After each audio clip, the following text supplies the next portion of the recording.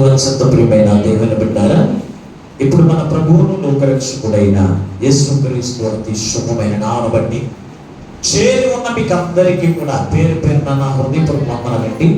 ఈ వాక్యం వీక్షిస్తున్న మీకు కూడా నా హృదయపూర్వక వందనాలు తెలియపరుస్తున్నాను.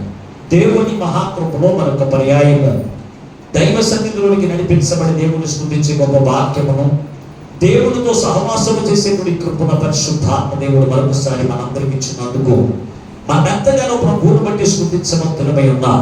ఏదేమైనప్పటికీ ఆలస్యం చేయకుండా ఈనాటి దేవుని వాక్యాన్ని నేర్చుకుందాం. పరిశుద్ధ గ్రంథముల నుండి ఈ రోజున ప్రభు మన కొరకు సిద్ధపరిచిన వాక్య భాగమును చదువుకుందాం. ద్వితీయోపదేశకాండం 24వ అధ్యాయము 9వ వచనాన్ని చదువుకుందాం. ద్వితీయోపదేశకాండము 24వ అధ్యాయము 9వ వచనాన్ని.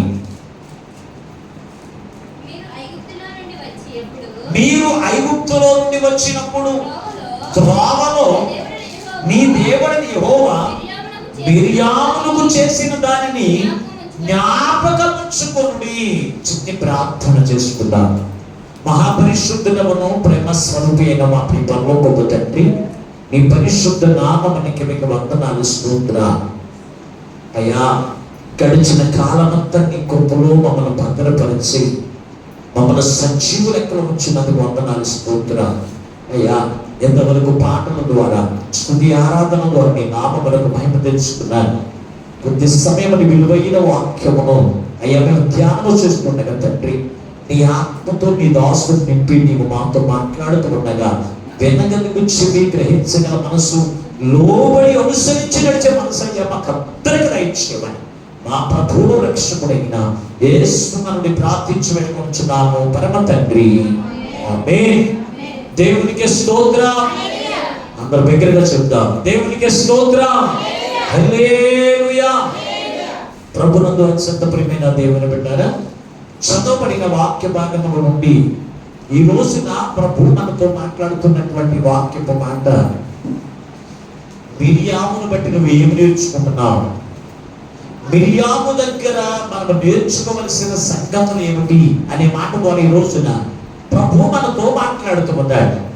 చదవబడిన వాక్య భాగంలో నుండి ఈ రోజున మనం చూడగలిగితే ఈ వాక్యంలో, ఐగుప్తులో నుండి మీరు ప్రయాణమై వస్తూ ఉన్నప్పుడు దేవుడిని యెహోవా మిర్యాముకు చేసిన దానిని మీరు జ్ఞాపకం ఉంచుకోండి అన్నాడు.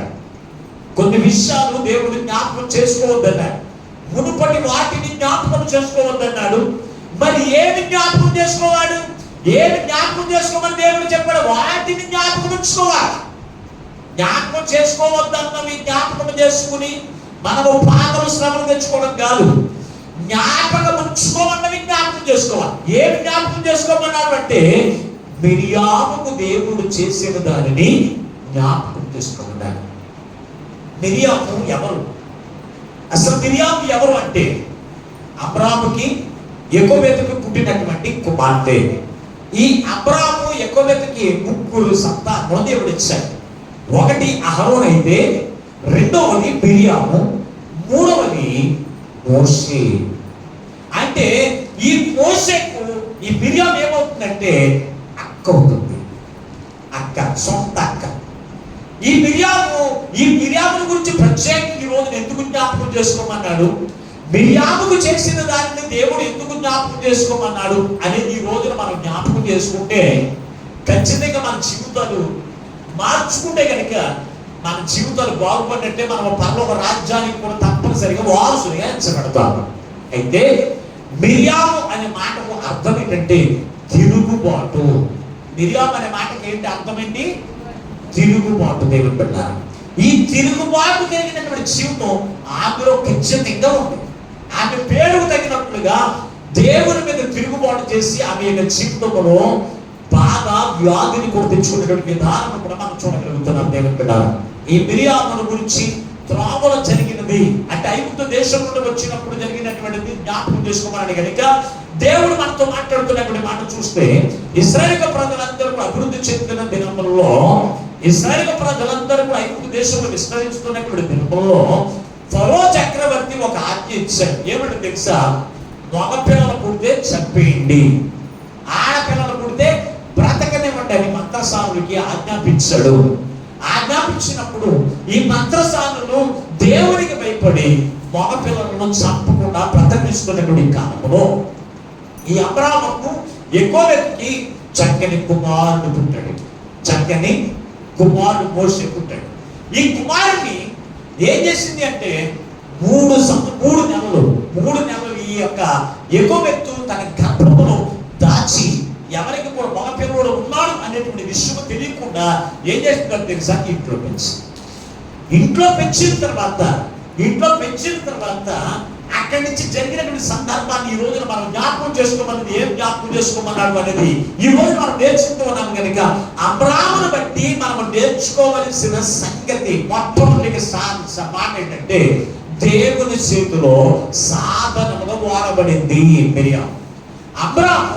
అబ్రాహాముకి యెహోవాకు పుట్టిన ఈ కుమార్తె మిరియాము దేవుని చేతిలో ఒక సాధనముగా వాడబడింది. ఎలా వాడబడింది అని మీరు చూస్తే పరిశుద్ధ గ్రంథములో నిర్గమకాండము 2వ అధ్యాయము 7వ వచనం చదువుకుందా. నిర్గమకాండము 2వ అధ్యాయము 7వ వచనం.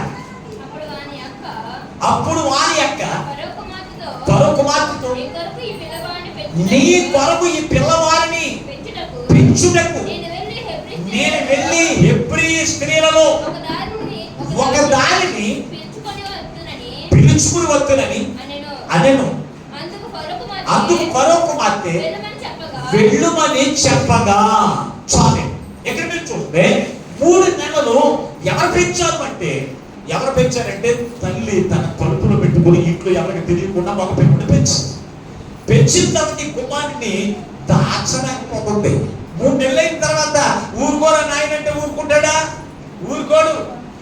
ఆయన తిరుగుదానికి లేకపోతే కేకలు వేయడానికి చూస్తూ ఉంటాడు కనుక అందరికి తెలిసిపోతుంది కనుక ఆ విషయం రాజుకి తెలిసిపోతే రాజు ఇదిగో మా యొక్క ప్రాణము ఎలాగ తీసేస్తాడు, ఈ బిడ్డతో కలిసి మా ప్రాణం కూడా తీసేస్తాడని ఆలోచన చేసి ఈ యెహోవా ఏం చేసిందో తెలుసా, ఒక సొమ్ము పెట్టెను తయారు చేసింది. దానికి కీలు పూసి ఏం చేస్తుంది తెలుసా, ఈ యొక్క చిన్న పిల్లల్ని ఎందులో పెట్టిందో తెలుసా, ఆ సొమ్ము పెట్టెలో పెట్టి నైలు నదిలో వదిలేసింది. ఆ కుమారుడు యొక్క చిక్కు దేవుడే చూసుకుంటాడని వదిలేసి ఈ వెళ్ళి ప్రార్థన చేసుకుంటాం దేవుడు. అటువంటి సమయంలో తన అక్కైనటువంటి మిరియాము, ఇప్పుడు కుమారుడికి ఏమో 3 నెలలు అయితే ఈ యొక్క మోషే కంటే పెద్దది ఎవరంటే మిరియాము. అప్పుడు ఈ యొక్క మిరియాముకి ఎంత ఉంటుంది వయసు?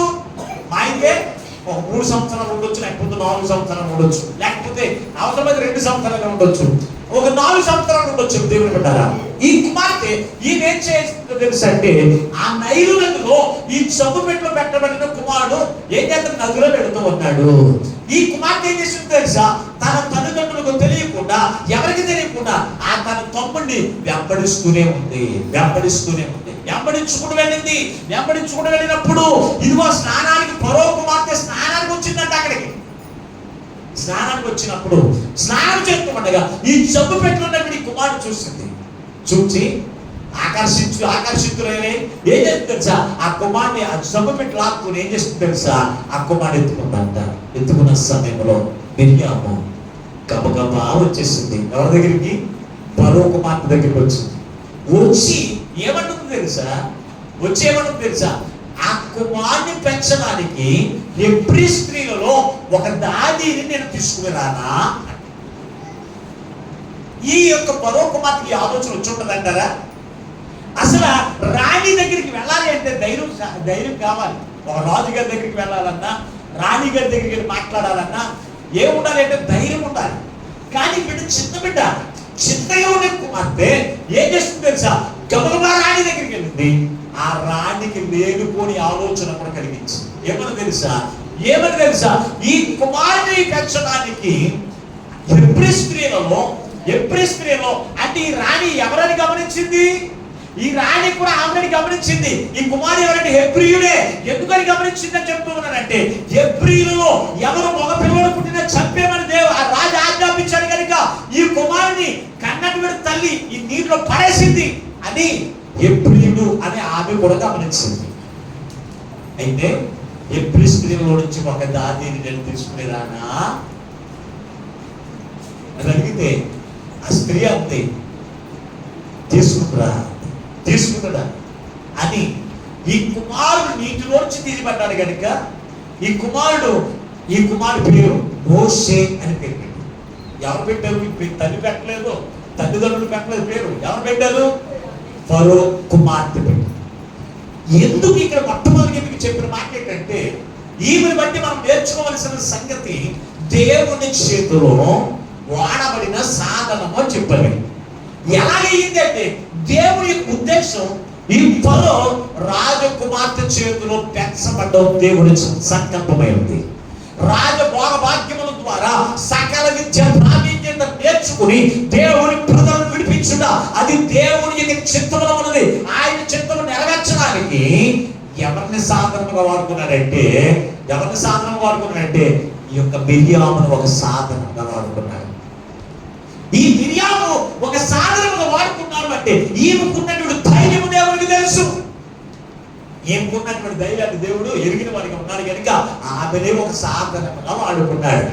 ఈ రోజున దేవుడు పెట్టారు చాలా మంది, ఇదిగో ఈ ప్రాంతానికి నా ద్వారా పాస్టర్ గారు వచ్చాడు, నా ద్వారా ఇక్కడికి నడిపించబడ్డాడు, నా ద్వారా ఇక్కడ సంఘం అయ్యింది, నా ద్వారా ఆయన పోషించబడుతున్నాడు అని అనుకుంటాం చాలా మంది. లేదండి, దేవుడు అనేకులను వారి యొక్క పాపముల నుంచి, వారికి ఉన్నటువంటి శాపముల నుంచి, వారిని పరలోక రాజ్యంలోని విడిపించి పరలోక రాజ్యంలో నడిపించడానికి, ఒక దైవజనుని యొద్దకు నడిపించడానికి ఎవరో ఒకరి సాధనగా వాడుకుంటాడు. ఎవరు వాడుకుంటాడంటే ధైర్యవంతులు వాడుకుంటాడు. ఎవరు పడితే ఇదిగో పాస్టర్ గారిని ఇదిగో నువ్వే తీసుకొచ్చావు, ఆ పాస్టర్ గారిని నువ్వు తీసుకురాబట్టి ఇక్కడ గోలగోలగా ఉంటుంది, ఆ పాస్టర్ గారి ద్వారా ఇక్కడ గలిబిలిగా ఉంటుంది అనేటువంటి మాటలు ఆడతారని చెప్పి ఎవరు కూడా దైవజనులు చేర్చుకోవడానికి, దైవజనులు ఒక ప్రాంతానికి నడిపించడానికి ఇష్టపడరు.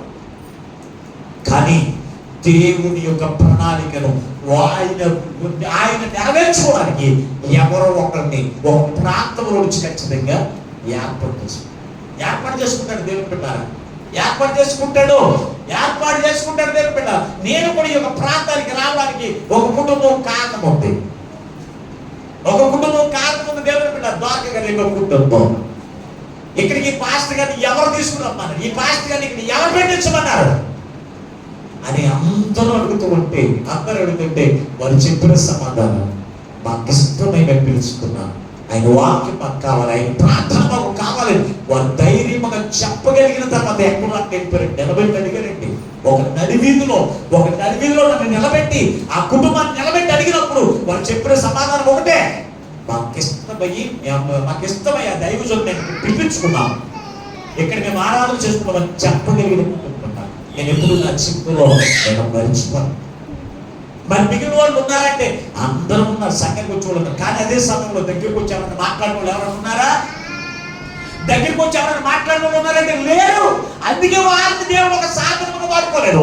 దేవుడు నిన్ను ఒక సాధనముగా వాడుకోవాలి అంటే దేవుని చిత్తాన్ని నెరవేర్చడానికి, దేవుని సంకల్పాన్ని నెరవేర్చడానికి ధైర్యము కలిగిన వారికి ఉంటారు. ఎవరో ఏదో అనుకుంటారు, ఎవరో ఏదో అంటారు అన్నట్టుగా మన జీవితాలు ఉండకూడదు. ఈ మిర్యాముల గురించి నువ్వు తెలుసుకోవలసిన సంగతి మొట్టమొదటి ఏమి తెలుసు అంటే, మిర్యాముల గురించి నువ్వు జ్ఞాపకం చేసుకోవలసిన సంగతి ఏమి తెలుసు అంటే, దేవుడు ఆ మిర్యాముని ఒక సాధనముగా వాడుకున్నాడు. దేని గురించి? ఆ మోషేను ఎక్కడికి? ఫరో యొక్క కుమార్తె యొక్క చేతిలోనికి నడిపించడానికి మిర్యామును ఒక చిన్న బిడ్డను ఒక సాధనముగా వాడుకున్నారు. ఒక చిన్న బిడ్డను ఒక సాధనముగా వాడుకుంటే దేవుని యొక్క రక్తము చేత విమోచించబడే నిన్ను దేవుని యొక్క పని కొరకు, దేవుని యొక్క పనులను, లేకపోతే దేవుని యొక్క సేవకుల కొరకు ఒక సాధనముగా వాడుకోవాలి అంటే నువ్వేముండాలో తెలుసా? ధైర్యం ఉండాలి. మా ఆయన చూస్తే ఊరుకోడు, మా నాన్నగారు చూస్తే ఊరుకోడు, మా పిల్లలు చూస్తే ఊరుకోడు అనేటువంటి ధైర్యం లేనటువంటి వారికి ఉంటే దేవుని చేతులను ఒక సాధనముగా వాడబడలేవు. ఒక సాధనముగా దేవుని చేతులు ఒక సాధనముగా వాడబడాలి అంటే నువ్వేముండాలో తెలుసా? మిర్యాము వలె నా ప్రాణము పోయినా పర్వాలేదు, ఆ రాణి దగ్గరికి వెళ్ళి నేను మాట్లాడతాను. రాజకుమార్తె దగ్గరికి వెళ్ళింది, ఆమెకి సలహా ఇస్తుంది ఆ బిడ్డను పెంచడానికి. అప్పటికే ఆవిడకి ఆలోచన లేదు, ఈ బిడ్డను తీసుకెళ్ళి పెంచుకుందామని అనుకుని ఉండొచ్చు. కానీ ఈ మిర్యాము ఏం చెప్తుంది? ఆలోచన కలిగించింది ఎంత ఉన్నది?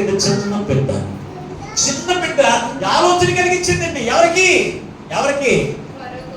ఫరో కుమార్తెకు. ఈమెను పెంచడానికి, ఇతన్ని పెంచడానికి నేను హెబ్రీయుల నుంచి ఒక కుమార్తెను తీసుకెళ్ళానా. ఎంత తెలుగుగా ప్రవర్తించిందో చూడండి. మరి ఎవరు తీసుకొచ్చింది? వెళ్ళి ఎవరు తీసుకొచ్చింది? తన తల్లినే తీసుకుని వచ్చింది. మళ్ళీ వెళ్ళి తన తల్లిని తీసుకొచ్చి తన తల్లి పాల చేత, రాజ భాగ్యముల చేత, రాజ సర్వ ఏంటి సకల విద్యల చేత ఈ బిడ్డను పెంచడం దేవునికి ఇష్టమైనది కనుక, అది ఒక ప్రణాళిక దేవుడు కలిగి ఉన్నాడు కనుక, ఆ ప్రణాళిక అంతా నెరవేర్చడానికి మిరియాము ఒక సాధనముగా. ఈ రోజున దేవుని చిత్తాన్ని నెరవేర్చడానికి, దేవుని యొక్క పని నెరవేర్చడానికి, పరలోక రాజ్యానికి సంఘాన్ని నడిపించడానికి నిన్ను ఒక సాధనంగా వాడుకోవడానికి దేవుడు ఇష్టపడుతున్నాడు. అది ఏ రకంగా ఒక సాధనంగా వాడుకుంటున్నాడు ఆయన ఇష్టం. ఆ సాధనంగా వాడబడాలి అంటే నీకు విశ్వాసం ఉండాలి, నమ్మకం ఉండాలి, ధైర్యం ఉండాలి. ఇవి ఉన్నప్పుడు ఖచ్చితంగా నిన్ను ప్రతి ఒక్కరిని కూడా ఒక సాధనముగా వాడు. రెండవది, మిరియామును చూసి మనం జ్ఞాపకం చేసుకోవాల్సింది ఏంటంటే, మిరియాము రెండవదిగా మనం చూస్తే ఆమె ప్రవక్తిని. చూడండి ఒకసారి 15వ అధ్యాయం 20 వచ్చిన నిర్గమాకాండం 15వ అధ్యాయం 20 వచ్చిన మరియు అహరోను సహోదరి ప్రవక్తియునగు మిరియాము తంబురను. చాలండి, ఇక్కడ మీరు ఆలోచన చేయండి. రెండో మాట, ఒకటి దేవుని చేతులు ఒక సాధనముగా వాడబడిందని చెప్పారు. రెండో మాట ఏంటంటే మిరియాము ప్రవక్తిని. ప్రవక్తిని అంటే ఎవరు?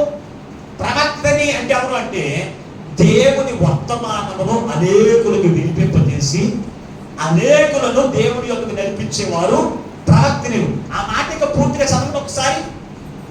మరియు అహరోను యొక్క సహోదరి ప్రవక్తియునగు మిరియాము తంబురను చేతపట్టుకుని స్త్రీలందరూ తంబురలతోను నాట్యములతోను ఆమె వెంబడి వెళ్ళగా. ఇక్కడ ఈవిడ చేసిన పని ఏంటి? మిరియాము చేసిన పని ఏంటంటే ప్రవక్తని అన్నారు. ప్రవక్తని దేవుని వర్తమానమును ప్రజలకు వినిపింపజేసి ప్రజలను ఎవరి దగ్గర తీసుకుని రావాలి? దైవజనుల దగ్గర తీసుకొచ్చి ఆరాధించేటువంటి వారిని ప్రవక్తిని. ప్రవక్తిని అంటే అందరూ పాస్టర్లు కాదు, బైబిల్లో అందరూ పాస్టర్లు ఎవరు లేరు. ప్రవక్తిని అని చెప్పబడిన వారు చాలా మంది ఉన్నారు. దెబోరా ప్రవక్తిని. ఆమెను పాస్టర్గా పనిచేసిందా? లేదు కదా. ఇంకా ప్రవక్తలు అంటే సంఘానికి ఎలా ఉండాలో తెలుసా? ఒక మోడల్ గా ఉండాలి. సంఘానికి ఒక మాదిరికరమైన జీవితం జీవించే వారికి ఉండాలి. ఎలా ఉండాలి అంటే దేవుని బిడ్డలారా, దేవుని వాక్యం వింటున్నావు, విన్నటువంటి దేవుని వర్తమానము నువ్వు ఎంతమందికి వినిపిస్తున్నావు? మిరియాము గారి ఇంటికి వెళ్ళి ఎంతమంది నీ కూడా దేవుని మందిరానికి తీసుకుని వస్తున్నావు? ఎప్పుడైనా ప్రశ్న వేసుకున్నారా? ఎక్కడే వింటాం? ఎక్కడే మీరు చేసిందే చెప్పండి. ఎక్కడే వింటారు? విని ఎక్కడే విని మీరు చేసిందే చెప్పండి. ఎక్కడే విడిచిపెట్టేస్తాం. ఆ మాట రాదే. ఎవరికైనా ప్రకటించు. మేము ఈ వారం ఇక్కడ వర్తమానం విన్నాం, ఇంటికి వెళ్ళిన తర్వాత మా సహోదరునికి, మా ఇరుగు పొరుగు వారికి, దాన్ని పనిచేస్తున్న పని దగ్గర, లేకపోతే మా స్నేహితుడికి వాక్యం చెప్పానన్న వాడు ఒక్కళ్ళు చేతులంతా ఇక్కడ ఉన్నవాడు. ఇక సంఘంగా అభివృద్ధి అవుతుంది. అక్కడ 6 లక్షల మందిలో ఎవరు దైవజనుడు వెళ్ళి వాళ్ళందరినీ కూడా ఎవరందరికీ కూడా వర్తమానం చెప్పి తీసుకుని వచ్చారు అనుకుంటున్నారా? ఎవరు? ఆమె వెంబడి వచ్చి అన్నాడు. అక్కడ ఆమె వెంబడి అందరూ ఏం చేసేది అనుకుంటున్నారు? తినేసేసి పడుకోవడం కాదు, లేకపోతే కుటుంబంతో ఆనందించడం కాదు. అది చేసిన పని తెలుసా? ప్రవక్తని అంటే వాక్యమును, దేవుని వర్తమానం వారందరికీ చెప్పి వాళ్ళు భూపతి ఎవరి దగ్గర తీసుకుని వచ్చేది తెలుసా? దైవజనుడి దగ్గర తీసుకుని వచ్చేది. మరి నువ్వేం చేస్తున్నావు? సంఘానికి ఎటువంటి మోడల్గా ఉండాలి, ఎటువంటి మాదిరికరమైన చిత్తం ఉండాలి. దేవుని బిడ్డారా, పరిశుద్ధ గ్రంథము మీరు చూడగలిగితే దేవుని యొక్క పరిశుద్ధ గ్రంథంలో చూడబడిన వారందరూ కూడా ఎలా ఉన్నారు తెలుసా? కీర్తనకరుడు. కీర్తన గ్రంథం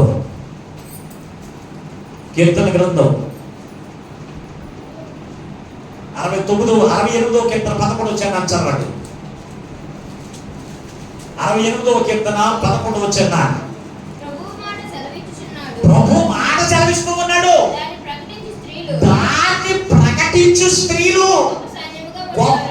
సైన్యము వలె ఎవరున్నారంట? ఎవరైనా గొప్ప సైన్యం వల్ల ఉన్నవాడు సైన్యం వల్ల ఎవరినంటారు చెప్పండి? విడివిడిగా ఒక్కొక్కరు వస్తారు అన్నంటారా? ఇందాక లేట్ అయినా అరుణ కుటుంబం సైన్యం లాగా వచ్చింది. దేవునికి స్తోత్రం. ఎలా వచ్చింది? తన పిల్లలు కూడా వస్తుందో, పిల్లలను కూడా కూడబెట్టుకుని వస్తుంది. అవునా? ఆయన ఉంటాడు రాజేష్ అట్టికి పారిపోతా చూడాలి అయినా పోతుంది. మనం అయితే ఇక్కడ ఏది ఎలగొస్తాం? మనం సైన్యం వాళ్ళు వస్తామా? మాట్లాడండి. మనం ఎలగొస్తాం సింగిల్ ఎలగొస్తాం. మనం ఇంట్లో పిల్లలు ఉంటారు, భర్త ఉంటారు, తల్లిదండ్రులు ఉంటారు, అందరూ కానీ మనం ఎలగొస్తాం ఎలాగుంటారు? కానీ ప్రకటించేవాళ్ళు అంటే దానిని ప్రకటించేవాళ్ళు దేవుని యొక్క వాక్యమును, దేవుని యొక్క వర్తమానమును ప్రకటించే స్త్రీలు ఎలా ఉండాలి? మహా సైన్యము వలె, గొప్ప సైన్యము వలె. అలా అబద్ధంగా మాట్లాడతలేదు ఆయన అబద్ధం మాట్లాడాడు కదా. ప్రకటించే స్త్రీలు ఎలా ఉంటారు?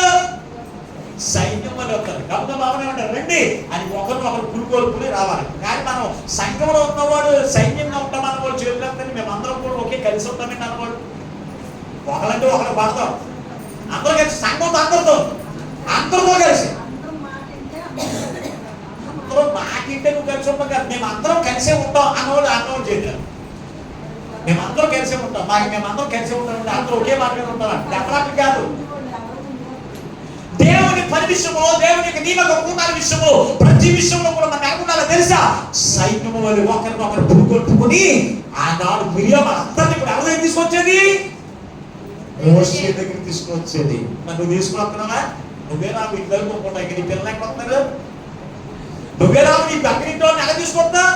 నువ్వే దేవుని సువార్త పక్కనకి ప్రయాణించి నువ్వే నేను విని విడిచిపెట్టేస్తావు. నీలో వాక్యం ఉండదు. ఇంకా నువ్వెక్కడుందో సైన్యం వల్లే. నేను ఒంటరి వాడను. ఎలాగా పాట పాడతారు చూసారా? ఏమని పాడతారు? ఒంటరి వాడే 1000 మంది అన్నావు, అందుకే నేను ఒక్కడిని వస్తున్నాను. 1000 మంది లాగా సైన్యం లాగా నేను వస్తే 1000 మంది వచ్చినట్టే అన్నట్టు వస్తారు మందిరండి. ఇది కాదండి. ఇదిగో ఆ దానిని ప్రకటించు స్త్రీలు, దేనిని? సోదిని ప్రకటించే స్త్రీలు కాదు. ఈ రోజున ఎవరు ఎక్కడికి ఎలాగెళ్తారంటే సోది చెప్పేవాడి దగ్గరికి వెళ్తారు. సైన్యం సోది. ఈ ప్రవక్తని అంటే ఏమనుకుంటారు? ఇప్పుడు జరగబోయేది చెబుతాం, జరుగుతున్నది చెబుతాం అని రోజున పాస్టర్లు తయారయ్యారు. కొంతమంది మందిరంలో కూర్చొని ప్రార్థన చేసి లోపల ప్రార్థన చేసి బయటకు వచ్చామా, ఇదిగో రేపటి 2 నెలల్లో నీ కొడుకు పెళ్ళవుతుంది. ఈ కాదండి. ఆ పాస్టర్ గారు అంతా అన్ని చెప్పేస్తున్నానండి, మీరు చెప్పలేండి అంటారు. నేను చెప్పలేనటువంటి సోది. దేవునికి స్తోత్రం. దేవుడు సోది చెప్పడానికి దేవుడు నన్ను పంపించలేదు. దేవుని యొక్క వర్తమానం మీకు ప్రకటించడానికి, దేవుని యొక్క వర్తమానం ద్వారా మీరు బలపడి పరలోక రాజ్యానికి వారసుని ఉండడానికి దేవుడు నన్ను పంపించి, నేను ఇంకా ప్రవచనాలు చెప్పడానికి ఇదిగో నీకు ఉద్యోగం వచ్చేస్తుంది, లేకపోతే నీకు కడుపు వచ్చేస్తుంది, నీకు పెళ్ళి అయిపోతుంది అని జరగబోయే సంగతులు నేను చెప్పను. అలా చెప్పేటువంటి సోది చెప్పే పాస్టర్ కొంతమంది ఉంటారు. ఆ దగ్గరికి వెళ్ళాలి. అటువంటి దానికి దేవుడు పెట్టారా? అవి కాదు. ఇది ప్రవక్తలు ప్రవచించేటువంటి మాటలు ప్రవచించే కాలము కాదు. దేవుని సువార్తను విని సువార్తను బట్టి మనకి జీవితాలు సరి చేసుకునేటువంటి రాకడ దినాల్లో మనం ఉన్నాం. ఈ రోజున ఈ రాకడ దినాల్లో నువ్వు ఎలా ఉండాలో తెలుసా? దేవుడు ప్రతి ఒక్కరు ఒక ప్రవక్తనిగా ఉండాలి. ప్రవక్తని అంటే ఇంకెవరు మామూలుగా ఉన్నవారంటే పరిశుద్ధ గ్రంథం చూడగలిగితే లూకా రాసిన సువార్త 2వ అధ్యాయం 36 వచ్చిన లూకా రాసిన సువార్త 2వ అధ్యాయము 36 వచ్చిన కూడా చదవండి ఒకసారి. మరియు ఆషేరు గోత్రికురాలు పెనుయేలు కుమార్తె అయిన అన్నా ఒక ప్రవక్తి ఉండెను. ఆమె కన్యత్వం మొదలుకొని తన భర్తతో తన పెనిమిడితో 7 సంవత్సరాల కాపురం చేసి 84 సంవత్సరములు విధవరాలై ఉండి దేవుని సన్నిధిని విడవక దేవుని మందిలో ఉపవాస ప్రార్థనతో సేవ చేయించు ఉండెను అని రాశాడు అక్కడ. ఆమె ఏ సేవ చేస్తుందంటారు? పాస్టర్ పైన చెప్పండి ఒకసారి. ఆవిడ ఏం పని చేసింది? ఈ రోజున తన భర్త 7 సంవత్సరాలకే తన భర్త చచ్చిపోడు కదా, ఇంకా దేవుడు పని చేయాలా అని అనుకుందా? కానీ మా అమ్మాయి తెలకుంటారు. ఆమె గురించి కూడా ప్రవక్తని అని రాశాడు. ఆమె కూడా ప్రవక్తని అని రాశాడు. బైబిల్లో ప్రవక్తని అని వారందరూ కూడా పాస్టర్ గారితో సమానం, దైవజనుడు సమానం అనుకుంటున్నారేమో. కాదండి. నేను ఎవరో కూడా తెలుసా, సంఘములో ఒక మోడల్గా ఉంది. ఏం చేయడానికి? సేవ చేయించుకున్నాను. దేవుని మందిరం కనకడ విషయంలో కావచ్చు, దేవుని మందిరం తులముల విషయంలో కావచ్చు, దేవుని మందిరం ప్రతి ఒక్క పని విషయంలో ఆవిడ సేవ చేస్తుందండి. ఎన్ని సంవత్సరాలు చేసింది అంటారు? తన భర్తతో కాపురం చేసి ఎన్ని సంవత్సరాలు? 7 సంవత్సరాలు. సేవ చేసి అంటే తన బ్రతుకాలం అంతా కూడా దేవుని సన్నిధిని విడవకాని రాశాడు. అక్కడ ఏమని ఉందో ఒకసారి చదవన్న మాట ఒకసారి పూర్తిగా. 84 దేవాలయమును విడవక ఉపవాస ప్రార్థనతో రేయి పగళ్ళు దేవుని సేవ చేయుచు. ఎంత స్పష్టం! విడవక అన్నాడా? విడిచిపెట్టానంట. మన కుటుంబంలో భర్త చచ్చిపోవచ్చు, లేకపోతే కుటుంబంలో ఎవరైనా చచ్చిపోతే దేవుని మందిరాన్ని మనం ఏం చేస్తాం?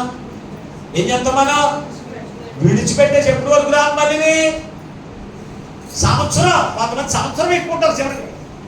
ఏమంటే అబ్బే సంవత్సరం అయ్యే వరకు రాకూడదండి, ఎక్కడికి రాకూడదండి, ఏం చేయకూడదండి అంటారు. కొంతమంది 3 నెలలు అంటారు, కొంతమంది 6 నెలలు అంటారు.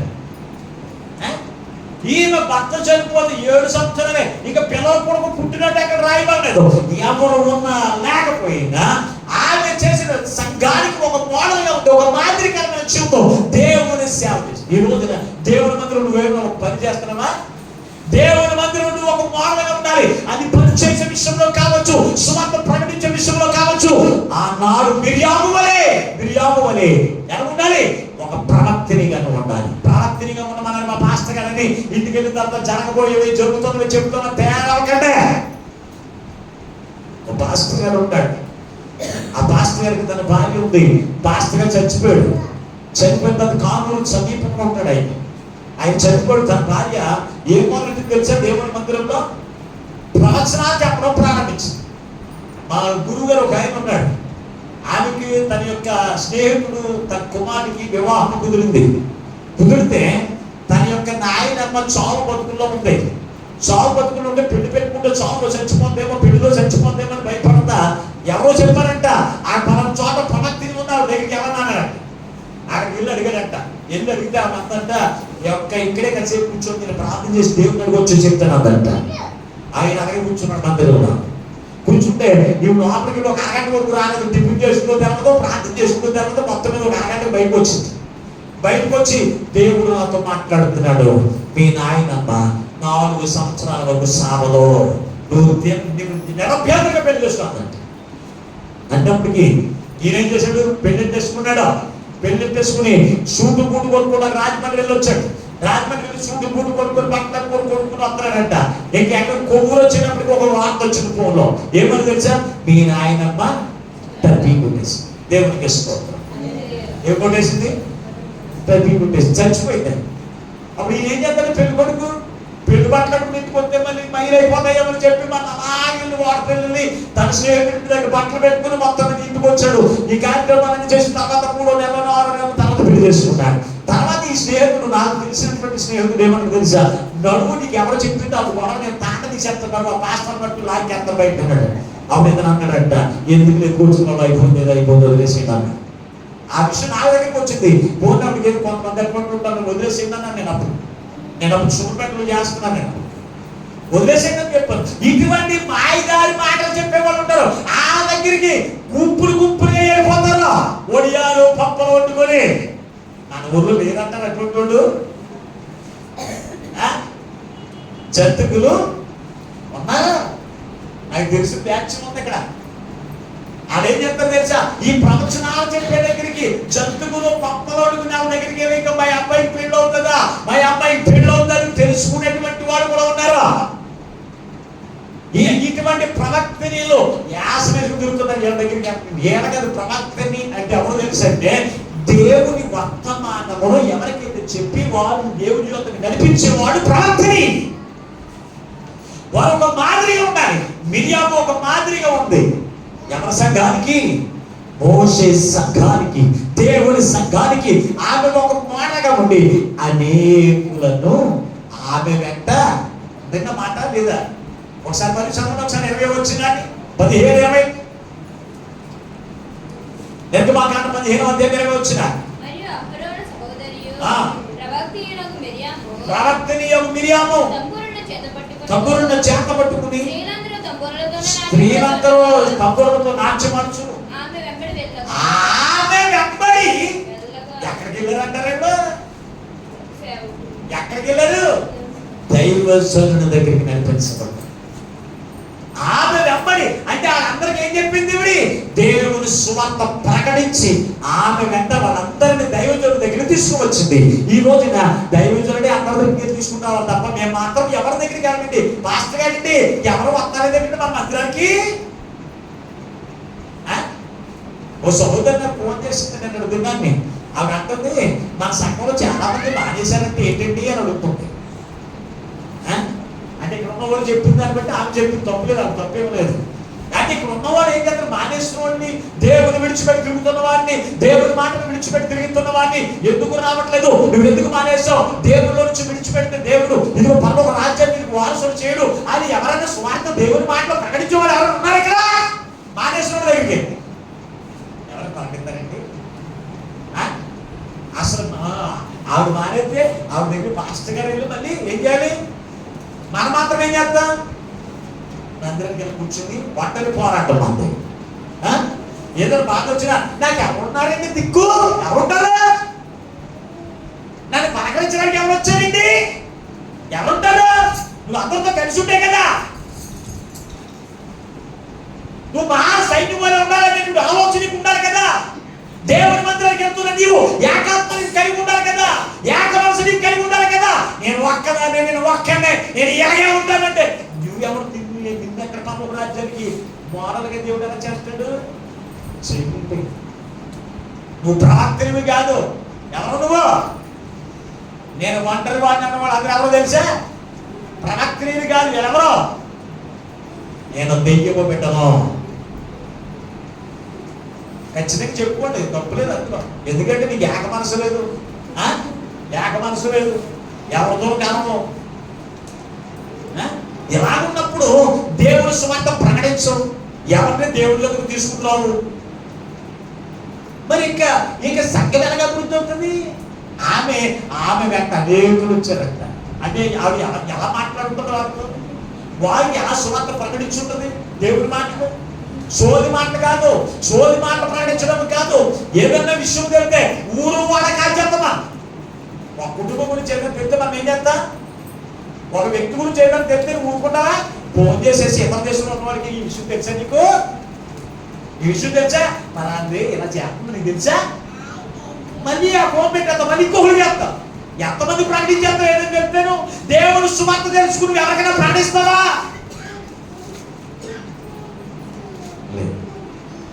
మూడో మాట, ఒకటి దేవుని చేతిలో సాధనను వాడబడింది. రెండవది ఈమె ప్రవక్తని. మూడవది దేవుని పనిలో ఆనందించిందిగా కనపడింది. అదే వచ్చిందాన్ని మీరు పర్టికులర్గా మరొకసారి చదివితే మీరు జ్ఞాపకం కూడా చూడొకసారి. దేవుని యొక్క పనిలో ఆనందించిందిగా కనపడింది. మిరియాము అనేటువంటి ఒక ప్రవక్తని ఉండేను. ఆమె తంబుర చేత పట్టుకుని నాట్యముతో పాటలు పాడుచు ఉండేను. నాట్యం ఎవరు ఆడతారు? ఇంట్లో ఎవరు చచ్చిపోయారు, ఇంట్లో చనిపోయినటువంటి ఆ బిడ్డని లేపి నువ్వు నాట్యమాడు అన్నదనుకో, ఏం చేస్తే అర్థనా? ఎందుకు అర్థం? ఉదయం నుండి ఏముంటది? బాధ ఉన్న వాళ్ళని నాట్యమాడమంటే ఎలాగ ఆడతారు? అది ఆనందించేవాడితోను ఆనందంతో నీ హృదయం అంతా కూడా నింపబడిపోయింది అనుకో, నువ్వేం చేస్తావు? నాట్యముతో ఆనందిస్తావు. ఈ మిరియాము వాయిద్యములతో తంబుర చేత పట్టుకుని నాట్యముతో పాటలు పాడుచు ఏం చేస్తుంది? అందరినీ కూడా పాట పాడేటట్టు చేస్తుంది. దేవునికి స్తోత్రం. ఈ రోజున నువ్వు మహాసైన్యం వల్లే నువ్వు దేవుళ్ళు ఆనందించేవారిగా నువ్వు ఉండాలి అంటే, దేవుడు ఆనందించేవారిగా ఉండాలి అంటే నువ్వేం చేయాలి? నీతో కలిసి అనేకులను దేవుని సన్నిధికి తీసుకుంటాను. పాటలు పాడే వాళ్ళు ఉంటారు. ఇక్కడ ఏం చేస్తారు? పాటలు పాడేటువంటి వాళ్ళు ఉంటారు. వీళ్ళు ఏం చేస్తారు? మనమందరం కూడా తొందరగా వెళ్ళిపోయి పాటలు పాడే సమయానికి మనం వెళ్ళి మనం ఇదిగో పలానా పాట పాడాలి, పలానా పాటల ద్వారా దేవుణ్ణి ఆరాధించాలి, దేవుని మహిమపరచాలి అని క్రీస్తులో ఆనందించే వారిగా నువ్వు ఉంటున్నావా? చెప్పండి ఒకసారి. ఇక్కడ పాటలు పాడే టీం ఉందా? అసలు ఉందండి. మిరియాము అక్కడ ఉన్నటువంటి వారందరినీ కూడా ప్రోత్సహించుకుని వాళ్ళందరినీ కూడా దైవజనుడి దగ్గర తీసుకువచ్చి ఈమె ఏంటి తంబూరుల చేత పట్టుకుని నాట్యముతో దేవుని ఆరాధిస్తూ ఉంది. నువ్వేం చేస్తున్నా? నువ్వే ఆరాధించడానికి రావు. ఆరాధనకి నువ్వే రావు. ఆరాధన సమయానికి నువ్వే రావు. ఇంకా నువ్వు ఎవరిని తీసుకొచ్చి నీతో కలిసి పాటలు పాడేటట్లు చేయగలవు? ఎవరిని తీసుకువచ్చి వాయిద్యాలు వాయించేటట్లు చేసి ఆ వాయిద్యములు ఎంత చక్కగా నేను వాయించి దేవుని మహిమపరచాలని వాయిద్యములు వాయించడం ద్వారా ఆనందించగలిగి ఉంటున్నావా? లేకపోతే చక్కని కీర్తనలు పాడి దేవుని ఆరాధిస్తూ ఎంత చక్కగా దేవుని ఆరాధించాలని ఆనందించగలుగుతున్నావా? లేదండి. మనం దేన్ని బట్టి ఆనందిస్తాం? పిల్లలను బట్టి ఆనందిస్తాం, కుటుంబాన్ని బట్టి ఆనందిస్తాం, ఉద్యోగాన్ని బట్టి ఆనందిస్తాం, కొందరైతే బట్టలను బట్టి ఆనందిస్తాం. దేన్ని బట్టి? కొందరు బిర్యానీని బట్టి ఆనందిస్తారు. అబ్బాయి ఇవాళ చక్కని బిర్యానీ, చాలా సంతోషమైన ఇవాళ ప్రార్థనకి వెళ్దాం, నేను ఎక్కడికి వెళ్ళను, ఆ బిర్యానీ ఉంటే సాల్వ్ కలుపుకను. దేని బట్టి నీ ఆనందం? మిరియాము తన భర్తను బట్టి ఆనందిస్తుందా? లేకపోతే నాకు తల్లిదండ్రులు ఉన్నారు, నాకు అన్నయ్య ఉన్నారు, వారిని బట్టి ఆనందించినట్టుగా ఉందా? లేదండి. ఆమె దేవుని యొక్క పనిని బట్టి, దేవుడు తనకు ఒక ఆధిక్యత ఇచ్చాడు, ఆ ఆధిక్యతను బట్టి దేవుని ఏం చేస్తుంది తెలుసా? ఆరాధిస్తూ ఆనందించేదిగా కనపడుతుంది. నువ్వేం చేస్తున్నావు చూడండి ఒకసారి. పరిశుద్ధ గ్రంథంలో మీరు చూడగలిగితే దేవుని బిడ్డారా, ఒకసారి న్యాయాధిపతుల గ్రంథం 11వ అధ్యాయంలో మీరు చూడగలిగితే యొప్తా కుమార్తె కనపడుతుంది. ఒకసారి చదవండి. ఒకసారి 11వ అధ్యాయము, న్యాయాధిపతుల గ్రంథం 11వ అధ్యాయం 34 వచ్చిన.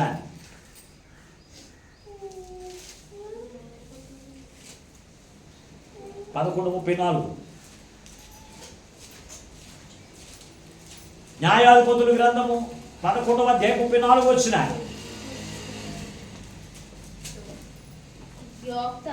యొప్తా మిస్పాలోనున్న తన ఇంటికి వచ్చినప్పుడు అతని కుమార్తె తంబూరలతోను నాట్యముతోను. చాలండి. ఈవిడ ఎలా బయలుదేరిందంటే దేనితోను? తంబూరలతోను నాట్యముతో. మరి నువ్వెలా బయలుదేరుతున్నావు? బైబిల్ పట్టుకెళ్ళినా వేస్తే, పాఠ పుస్తకం పట్టుకెళ్ళినా వేస్తే. పాఠ పుస్తకం కూడా తేడండి. ఇప్పుడు ఉన్నాయి యవనస్తులు, ఎవరి దగ్గర పాఠ్య పుస్తకాలు ఉంటాయి యవనస్తుల దగ్గర? ఇక్కడ ఉన్నాయండి. ఉన్నాయా? మరి ఆ దిచ్చులు పాట పాడతానికి బయలుదేరుతున్నారా? ఆనాడు ఇప్పుడు వాయిద్యాలు, తంబూరుల సితారాలు మీరు మోసుకుని రాక్కర్లేదు. ఇక్కడే ఉన్నాయి వాయిద్యాలు, ఇక్కడే వాయిద్యాలు ఉంటాయి. నువ్వేం పట్టుకుని రావాలి? బైబిల్, పాఠ పుస్తకం ఎందుకు మాట్లాడరేటండి? పాటల పుస్తకం ఎందుకు? పాటలు పాడడానికి. బైబిల్ ఎందుకు? వాక్యమును చదవడానికి. మరి పాటల పుస్తకం తీసుకుని వచ్చి ఇదిగో పాస్టర్ గారు వాక్యం సగం అయిపోయిన తర్వాత వచ్చి పాటల పుస్తకం వచ్చి ఏం చేస్తావు? మాట్లాడరేటండి? ఏం చేస్తారు? ఏడుతూ తప్ప ఆనందించేది ఏముంది? నేను చక్కగా పాట పాడే నేను ఆనందించగలవా? లేదు. యొప్తా కుమార్తె నాట్యముతోను సితారతోను తంబూరతోను ఏం చేసింది తెలుసా? బయలుదేరి ఆ సితారాలు తంబూరలు వాయిస్తూ ఏం చేస్తుంది తెలుసా? దేవుని ఆరాధించేదిగా ఉన్న దేవుని పెట్టారా? ఈ రోజున అలాగే ఆరాధించేవాళ్ళు ఎంతమంది ఉంటున్నారు? చాలా తక్కువ కదా. చక్కగా పాట నేర్చుకున్నానండి, ఈ వారు ఖచ్చితంగా పాడాలి అని ప్రతి వాడు కూడా ఒకరినొకరు 4, 5, 5 లేకపోతే 10 మంది 20 మంది మీరు పురుగొట్టుకుని దేవుని యొక్క మందిరానికి వచ్చి మిరియాము వలె దేవుని సన్నిధికి వచ్చి పాటలు పాడతామండి, పలానా పాటలు మేము పాడతామండి అని పాడేవాళ్ళు ఎవరు? పాటలు పాస్టర్ గారే పాడుకోవాలి, ఆరాధన ఆయనే చేసుకోవాలి, ఇంకేం చేయాలి? వాక్యము కూడా ఆయనే చెప్పాలి. మనమేం చేస్తాం? మెదలకుండా వస్తా, కూర్చుంటా, మెదలకుండా. ఇదేనా జ్ఞాపకం చేసుకోమన్నది దేవుడు? మిరియామును బట్టి ఎందుకు జ్ఞాపకం ఉంచుకోమన్నాడు తెలుసా? మిరియామును బట్టి కొన్ని విషయాల్లో నువ్వు బుద్ధి తెచ్చుకుంటావని. మిరియాము ఆమె దేని బట్టి ఆనందిస్తుందంటే దేవుని నామను బట్టి, దేవుని యొక్క పనిని బట్టి ఆనందిస్తుందండి. నువ్వు చక్కగా పాటలు పాడు, ఎంత ఆనందం ఉంటుందో తెలుసా? అందరూ కూడా మైక్ తీసుకుని నువ్వు పాట పాడవంటే, మీటింగ్లో చక్కని పాట పాడవంటే ఎంత ఆనందమో తెలుసా? ఆ ఆనందం కొరకు చాలా మంది పాస్టర్లు అడుగుతూ ఉంటారు మీటింగ్స్లో, అయ్యా ఒక పాట అవకాశం ఇవ్వండి అయ్యా, ఒక పాట పాడతామండి, దేవుని మహిమపరుస్తాం. ఆ పాట అవకాశం ఇచ్చినప్పుడు చక్కగా వాయిద్యానికి సరిపడగా పాడితే ఎంత ఆనందిస్తారో తెలుసా? దేవుని బిడ్డారా, దావీదు భక్తుడు మహాచక్రవర్తి అయినప్పటికీ కూడా దావీదు ఇశ్రాయేలు ప్రజలకు ఎలా ఆరాధించేవాడు తెలుసా? సమూయేలు 2వ గ్రంథము 6వ అధ్యాయం 5వ వచనం చదవండి ఒకసారి. సమూయేలు 2వ గ్రంథము 6వ అధ్యాయం 5వ వచనం. సమూయేలు 2వ గ్రంథము 6వ అధ్యాయం 5వ వచనం. త్వరగా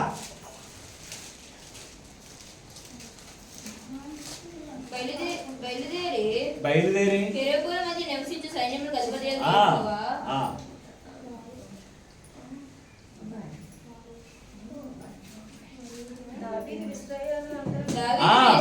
దావీదును ఇశ్రాయేలులందరూ సరళ వృక్షపు కర్రతో చేయబడిన నానా విధములైన సితారలను, స్వరమండలములు, తంబురలతో, మృదంగములతో వాయించుచు యెహోవా సన్నిధిని నాట్యమాడుచు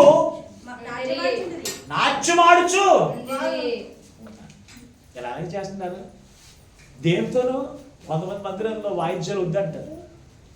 మరి ఇక్కడ చక్రవర్తి అయినటువంటి రాజు అయినటువంటి దావీదు భక్తుడు, ఇశ్రాయేలు ప్రజలందరూ దేవుణ్ణి ఎలాగ ఆరాధించారండి? తంబురలతో, సితారాలతో, మృదంగములతో, ఇవన్నీ ఉండాలండి. ఇవన్నిటితో ఆరాధన చేస్తే దేవుని ఆత్మ కిందకి దిగొచ్చారు. ఆత్మతో సత్యముతో దేవుని ఆరాధించాలండి. కొంతమంది పాట పాడితే మ్యూజిక్ కలదు, అసలు సాగదీసేస్తారు. ఉన్న ఒడికి నీరసం వచ్చేది. దేవుని ఆత్మ ఎక్కడికి దిగొస్తుంది తెలికే? ఇలా ఎలా పాడతారు? ఆత్మతో పాడరు. ఒళ్ళు అలవకూడదు, నోరు పాడవకూడదు, గొంతుకు పాడవకూడదు, జాయిగా. ఇక పక్కన ఉన్న వాళ్ళు నిద్రపోతారు. ఇక దేవునికి స్తోత్రం. పక్కన ఉన్న నిద్రపోతారు. మరి దావీదు భక్తుడు ఎవరో ఏదో ఇశ్రాయేలు ప్రజలందరూ ఎలాగ ఆరాధన చేసేవాళ్ళు తెలుసా? తంబూరలతో, సితారలతో, నానా విధమైన కర్రలతో చేయబడిన వాయిద్యములతో దేవుణ్ణి వారు నాట్యమాడుతూ ఆరాధన చేశారు. దేవుని ఆత్మతో ఆరాధన చేసేవాడికి ఒక్కొక్కరికి తెలియకుండా నాట్యం వస్తుంది. కొంతమంది అనుకుంటే ఏంటి ఎలా డ్యాన్స్ చేసేస్తుంది, ఎలా డ్యాన్స్ చేసేస్తారు ఏంటంటే. మరి దావీదేమన్నా పిచ్చోడా? దావీదేమన్నా పిచ్చోడా? అతడు క్రీస్తులో ఆనందిస్తున్నాడు. క్రీస్తులో ఆత్మలో ఆనందించేవాడు వారి శరీరం ఎలా కదులుతుందో వారికి తెలియదు. క్రీస్తులో ఆనందించే వాళ్ళు వారు ఎలాగ ప్రవర్తిస్తున్నారో తెలియకుండా ఈ దేవుని మందిరంలో హృదయం పూర్వకంగా దేవుని ఆరాధన చేస్తున్నప్పుడు వారి కదలొచ్చు, లేకపోతే నాట్యం ఆడొచ్చు, లేకపోతే పక్కన వాళ్ళకి వచ్చి ఆమెకు సార్ ఇబ్బందికరంగా ఉండొచ్చు. ఆ పక్కన ఉన్న మేఘాలు అంటదే, ఏంటి ఏంటి పిచ్చోళ్ళకి డ్యాన్స్ చేస్తున్నాడు రాజు, వేలకోలం. అందుకే ఆ మేఘాలని దావీదు దగ్గర అడ్రస్ లేకుండా దేవుడు చేశాడు. దేవునికి స్తోత్రం. దేవుని బిడ్డలారా, మనము దేవునిలో ఆనందించాలి, దేవుని పనులు ఆనందించాలి. ఖచ్చితంగా దేవుని పనులు ఆనందించాలి. నువ్వు చక్కగా పాటలు పాడుతున్నావు, చక్కగా వాయిద్యం వాయిస్తున్నావు, అలాగే దేవుని మందిరంలో చక్కగా పాటలు పాడుతున్నావు, దేవుని యొక్క పరిచయం చేస్తున్నావు. ఏది చేసినా నువ్వు దేవునిలో ఆనందిస్తూ ఉన్నావా? దేవుడు ఆనందిస్తున్నావా? మీరు ఆలోచన చేయండి. ఈ రోజున ఆలోచన చేయండి. దేవుని బిడ్డలారా, ఆనాడు మిరియాము దేవునిలో ఆనందించింది, నాట్యములో దేవుని ఆరాధించేదిగా ఉంది. నువ్వు చక్కని స్వరాన్ని దేవునికి ఇచ్చాడు, చక్కని పాటలు పాడగలవు. పాటలు పాడుతున్నావా? చక్కని ఆరాధన చేయగలవు. ఆరాధన చేస్తున్నావా? మోషేను ఆరాధన నడిపించాడా? ఎవరు నడిపించేవాళ్ళు? 6 లక్షల మందిని మిరియాము ఒక్కటే నిలబడి ఆ తనతో కలిసి కొంతమంది అందరూ ఏర్పాటు చేసుకుని ఏం చేస్తుంది తెలుసా? ఆరాధన నడిపించేది. అటువంటి ఆరాధన సంఖ్యలో ఉండాలండి. అంతేకాని నీవు ప్రార్థనకి రావు, నీ పిల్లల్ని వెళ్ళవు. నువ్వు పాట పాడవు, నీ పిల్లల్ని పాడవు. ఇదేం ఆరాధన అండి? అందుకే ప్రభువు జ్ఞాపకం చేసుకోమంటాడు. మిర్యామును ఏం చెప్పన్నాడు? జ్ఞాపకం చేసుకోండి. మిర్యాముని జ్ఞాపకం చేసుకోరండి. ముందు జ్ఞాపకం చేసుకున్నామని చెప్పిన తర్వాత ఆమెకు దేవుడు చేసిన దాన్ని మనం జ్ఞాపకం చేసుకుంటాం అన్న. 4వ మాటకు మీరు చూస్తే, 1 దేవుని చేతిలో సాధనముగా వాడబడింది, 2వది ప్రవక్తనిగా ఉంది, 3వది దేవుని పనిలో ఆనందించేది, 4వది కృతజ్ఞత కలిగినదిగా ఉంది. 21వ వచనం ఒకసారి నిర్గమకాండం 15వ అధ్యాయం, నిర్గమకాండం 15వ అధ్యాయం 21వ వచనం చదవండి. 21వ వచనం, మిరియాము వారితో కలిసి ఇట్లు పల్లవి ఎత్తి పాడుని యెహోవాను గానము చేయుడి, ఆయన మిగులు అతిశయించి జయించును, గుర్రములను తన రౌతులను సముద్రములో ఆయన పడత్రోసెను. ఎందుకు పాట? కృతజ్ఞత.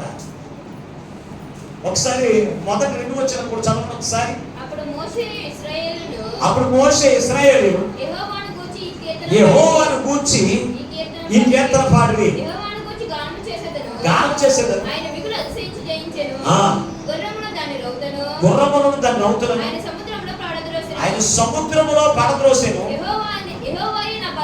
యెహోవాయే నా బలము, నా గానం, ఆయన నాకు రక్షణయు కూడా ఆయనే. ఎక్కడ కూడా మీరు చదవగలిగితే దేవుణ్ణి ఏం చేస్తుంది తెలుసా? కృతజ్ఞత కలిగి కీర్తిస్తుంది. ఎప్పుడు కృతజ్ఞత అంటే, శ్రమలో నుంచి దేవుడు బయటికి రప్పించిన తర్వాత మనం ఏం చేయాలి? కృతజ్ఞతాస్తుతులు చెల్లించాలి. ఏ శ్రమ వచ్చిందంటే అప్పటికే ఎర్ర సముద్రము నుంచి ఫరో యొక్క సైన్యము చేతిలో నుంచి బయటికి విడిపించబడ్డారు. బయటకు వచ్చాడు దేవుడున్నారా? ఈ యొక్క ఫరో సైన్యము గుర్రముల చేత, రౌతుల చేత, రథముల చేత ఇశ్రాయేలు ప్రజలు పట్టుకోవడానికి వచ్చినప్పుడు దేవుడిని యెహోవా ఎర్ర సముద్రం 2 పాయలు చేసి ఇశ్రాయేలు ప్రజలను ఎర్ర సముద్రం నుంచి బయటికి నెట్టివేసి ఎర్ర సముద్రంలో ఆ యొక్క ఫరో సైన్యాన్ని, రథాన్ని, గుర్రాన్ని ఏం చేశాడో తెలుసా? అంత మార్చి ఇశ్రాయేలు ప్రజలను సజీవు లెక్కల నుంచి బయటికి తీసుకువచ్చాడు. అప్పుడు ఏం చేయాలి? దేవునికి కృతజ్ఞతాస్తుతులు చెల్లించొద్దా? ఇదంతా ఒక కీర్తన, ఒక పాట. ఈ 15వ అధ్యాయము అక్కడ 1వ వచనం నుంచి కిందకి రాసిన మాటలు 19వ వచనం వరకు ఒక పాట. ఇదంతా ఒక పాట. ఎవరు రాశారనుకున్నారు ఈ కీర్తన? ఎవరు రాశారనుకున్నారు? మిర్యామే. పాట. ఈ పాట పాడుతూ ఏం చేస్తుంది తెలుసా? తన సహోదరులందరితో కలిసి దేవుని ఏం చేస్తుంది తెలుసా? కృతజ్ఞతాస్తుతులు చెల్లిస్తూ దేవుని ఏం చేస్తుంది తెలుసా?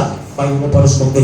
ఆ రథముల యొక్క చేతిలో నుంచి, ఆ గుర్రముల యొక్క చేతిలో నుంచి, ఎర్ర సముద్రములో నుంచి దేవుడు మనల్ని వెలుపలికి తీసుకుని వచ్చాడని కృతజ్ఞత కలిగి దేవుని స్తుతిస్తూ గణపరుస్తూ ఉంది.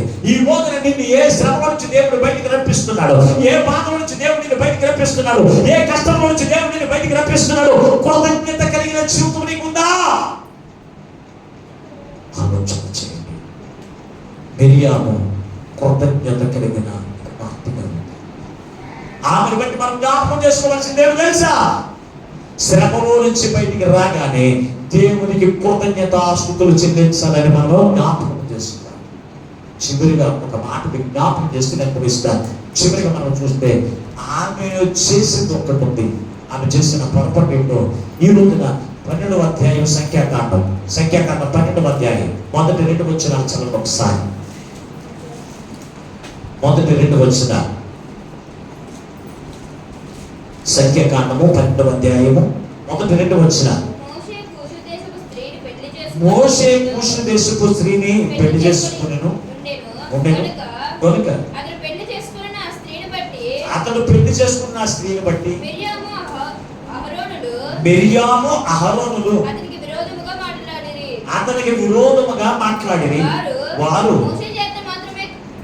మోషే చేత మాత్రమే యెహోవా పలికించిన ఆయన మాతో పలికించడా అని చెప్పుకొనగా యెహోవా ఆ మాట వినెను. దేవునికి స్తోత్రం. చివరిగా 5వ మాట ఏంటంటే మిరియాముని గురించి మనం జ్ఞాపకం చేసుకోవలసిన విషయం ఏంటంటే, దేవుని బిడ్డారా, ఈమె గర్వముతో నింపబడి తనకిచ్చిన ఆధిక్యతను చిన్న చూపు చూసుకుంది. గర్వముతో తన హృదయం నింపబడింది. ఏం నింపబడింది అంటే, మోషే కూషు దేశపు స్త్రీని వివాహం చేసుకున్నాడు.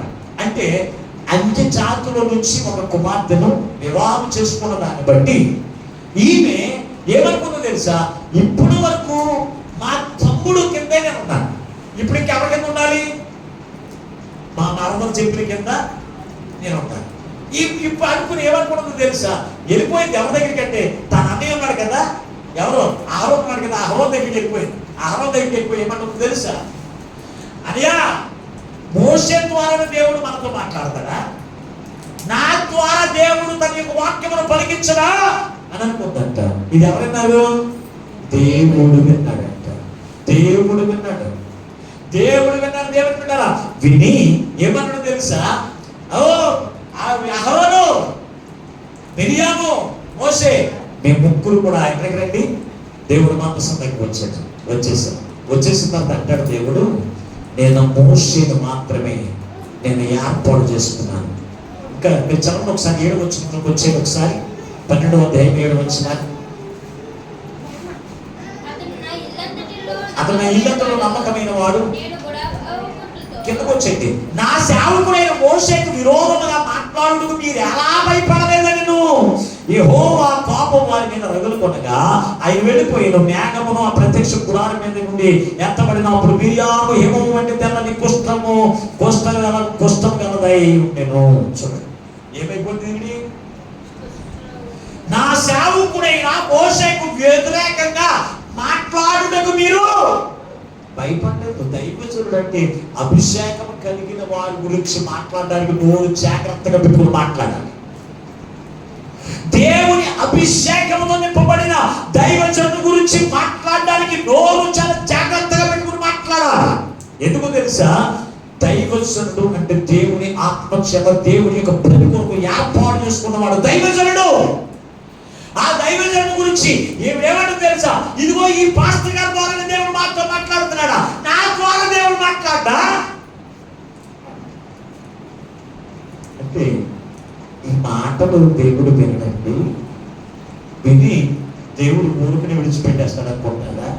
ఒక్కసారి పరిశుద్ధ గ్రంథంలో మీరు చూడగలిగితే యెహెజ్కేలు గ్రంథం 35వ అధ్యాయంలోనికి రండి. ఒకసారి యెహెజ్కేలు గ్రంథం 35వ అధ్యాయము 12 వచనం చదవండి ఒకసారి. 35వ అధ్యాయము యెహెజ్కేలు 35:12 వచనం. అవి పాడైనవి, మనకు ఆహారముగా అప్పగింపబడినవి. ఇశ్రాయేలు పర్వతముల గురించి పలికిన దోషణ మాటలని యెహోవా నాకు వినబడినని నీవు తెలుసుకుందువు. పెద్ద నోరు చేసుకుని మీరు నా మీద విస్తారముగాడిన మాటలు నాకు వినబడినవి. ప్రభువు యెహోవా సెలవిచ్చినదేమనగా, లోకమంతయు సంతోషించినప్పుడు నాశనము నేను మీ మీదకి రప్పించదను. దేవునికి స్తోత్రం. ఏం రప్పిస్తాడు? దేవుని మీద వ్యతిరేకంగా, దేవునికి వ్యతిరేకంగా. దైవజనుడు అంటే ఎవరు తెలుసా? క్రీస్తు అభిషేకము కలిగిన వాడు దైవజనుడు. ఆ దైవజనుడి మీద మనము పలికిన వ్యర్థమైన మాటలు, మనము పలుకుతున్నటువంటి వ్యర్థమైన పలికిన మాటలు ఆయన విని నాశనము నీ మీదకి పంపించాడు. నువ్వు పెద్ద నోరు చేసుకుని పలికినంత మాత్రాన ఇక్కడ ఏమని రాశాడు? చాలా స్పష్టంగా రాశాడు. నోరు, బైబిల్లో ఏం చేస్తారు? దైవజనుడు అంటే బైబిల్లో ఏం చేస్తారు? నోరేసు నోరుకు వచ్చినట్టు వాగుతూనే ఉంటారు. నా నోరు పెద్దది, నా నోరుని జయించలేదు ఎవరో అని నోరేసుకుని మాట్లాడతారు. చూసారా? అందుకే అక్కడ చాలా స్పష్టంగా రాశాడు, నీవు పెద్ద నోరేసుకుని మాట్లాడిన ప్రతి ఒక్క దోషకరమైన మాటలు నేను విని నాశనాన్ని నీ మీదకి రప్పించబోతున్నాను అన్నాడు. మిరియాము పెద్ద నోరేసుకుని మాట్లాడిందా, చిన్న నోరు? ఇప్పుడు చెప్పండి. మిరియాము పెద్ద నోరేసుకుని మాట్లాడిందా, చిన్న నోరేసుకుని మాట్లాడిందా? అన్నయ్య, అహరోన్ అన్నయ్య, ఇదిగో ఇప్పుడు వరకు మోషే ద్వారా దేవుడు మనతో మాట్లాడతాడా, మన ద్వారా దేవుడు మనతో మాట్లాడ్డా అని జాయిగిరి మాట్లాడింది. కానీ అది ఎవరన్నారు? దేవుడు అన్నాడండి. తన సేవకుడు ద్వారా, తన సేవకుడు గురించి ఎంతగా ఏది మాట్లాడినా, ఎటువంటి పనికి వారిని మాటలు మాట్లాడినా, సేవకుడు దగ్గర ఉన్నా లేకపోయినా, ఎటువంటి మాటలు మాట్లాడినా దేవుడు వింటున్నాడు. విని ఆ మోషే వారు వాళ్ళే మీరు ఆలోచన చేయలేదు. ఈయన చేసినట్టు కుట్ర మోషేకి తెలియదు. మోషే ఎక్కడ ఉన్నాడు? వీళ్ళందరూ ఏకమైపోయి మాట్లాడుకుంటున్నా. ఇవన్నీ కూడా ఎవరైనారు? దేవుడిని యెహోవా విని మీ ముగ్గురు కూడా ఎక్కడికి వచ్చేయండి దేవుని మందసం దగ్గరికి వచ్చేయండి, దేవుని యొక్క ప్రత్యక్ష గుడారం దగ్గరికి వచ్చేయండి అన్నాడు. వచ్చేసాడు. అప్పుడు అన్నాడు, నా సేవకుడైన మోషేతో నువ్వు మోషేతో భయము లేకుండా మాట్లాడిన మాటలు నేను విని ఉన్నాను. నా సేవకుడైన మోషేను గురించి నువ్వు మాట్లాడిన మాటలు నేను విన్నాను. మోషే వెళ్ళకండి. ఎవరున్నాడు? ఒకవేళ మీరు 10 మంది మాటలు, 80 మాటల గురించి మాట్లాడితే నేను విన్నాను అనుకో, లేకపోతే నాకు తెలిసిందని నేనేం చేయగలనా? కానీ నేనేమి చేయలేకపోవచ్చు. ఆయన మాత్రం విడిచిపెట్టే దేవుడు. అందుకే ఒక అభిషక్తుని గురించి నోటికి వచ్చినట్టు మాట్లాడకూడదు. ఒక అభిషేకం కలిగిన వాడి విషయంలో నీ నోరు చాలా అదుపులో పెట్టుకుని మాట్లాడాలి. నీ నోరు పెద్దది కదా, నీ నోరు విస్తారంగా మాట్లాడగలదు కదా, అలాగే విస్తారమైన బూతులు మాట్లాడగలదు అని నోటికి వచ్చినట్టు మాట్లాడకు. ఇదిగో నువ్వు పెద్ద నోరేసుకుని మాట్లాడుతున్న ప్రతి ఒక్క మాటను బట్టి ఆయన నీ మీదకి నాశనమును తీసుకుని రాబోతున్నాడు. చాలా జాగ్రత్త అండి. ఒక దైవజనుడి కంటే స్త్రీ ఎక్కువైపోతుందా? సంఘానికి శిరస్సు చూడండి, సంఘానికి శిరస్సు క్రీస్తు అయితే స్త్రీకి శిరస్సు ఎవరు? మీరు తగ్గుతారు తప్ప వాక్యం చెప్పరు. ఒకసారి ఎఫెసీ పత్రిక వెళ్ళండి. ఒకసారి ఎఫెసీ పత్రిక 5వ అధ్యాయం, ఎఫెసీ పత్రిక 5వ అధ్యాయము 22వ వచనం, 23వ వచనంకి వచ్చేది. క్రీస్తు సంఘమునకు శిరస్సై ఉన్నలాగున పురుషుడు భార్యకు శిరస్సై ఉన్నాడు. ఇదిగో భార్యకు శిరస్సై ఉన్నాడు అంటే పురుషుడు భార్యకి ఎలా ఉండాలి? శిరస్సుగా పెట్టుకోవాలి, ప్రాముఖ్యమైన వారిగా పెట్టుకోవాలి. కానీ మనం ఎలా ఉంటా? కుటుంబానికి నేనే ముఖ్యమైనట్టు ఉంటామా? అలాగే సంఘానికి కూడా అక్కడే మోషేనే దేవుడు ఏర్పాటు చేసుకుంటే, మోషే కాకుండా నేను ఉంటానంటుందంటే ఇవిడి మిరియాం ఏమంటుంది?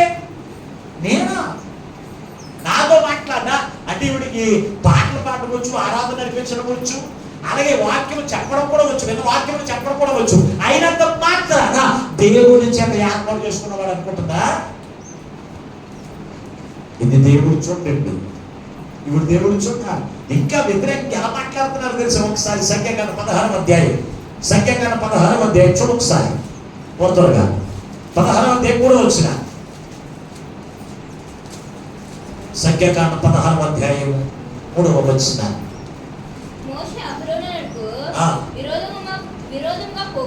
విరోధముగా పోగుబడి మీతో మాకు ఇక పని లేదు. ఈ సర్వ సమాజములో నుండి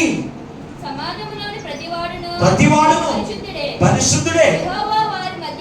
యెహోవా వారి మధ్య ఉన్నాడు. యెహోవా సంఘం మీద మిమ్మును మీరెలా హెచ్చించుకుంటున్నారు అనగా. సాగండి 30వ వచనంకి వచ్చేయండి.